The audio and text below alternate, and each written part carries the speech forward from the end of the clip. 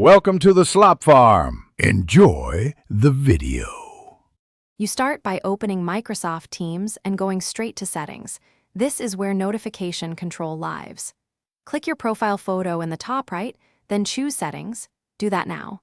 Once done, select Notifications so you can see every alert category. You need this view to turn off pop-ups selectively and understand what each option controls.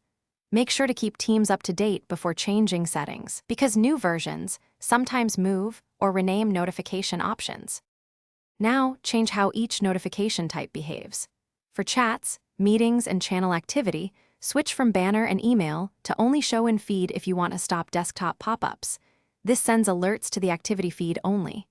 You can also set custom rules for mentions and priority contacts so important people still notify you.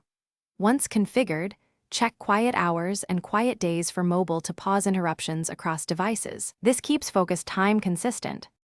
Finish by confirming changes and restarting Teams so settings fully apply.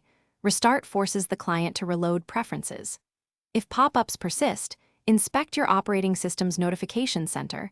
Windows or Mac OS can override app settings, so disable Teams banners there. Make sure Do Not Disturb is enabled during focused work, and set a status message explaining limited availability. If alerts still appear, sign out and sign back in, and then test with a colleague to verify behavior. Thanks for watching.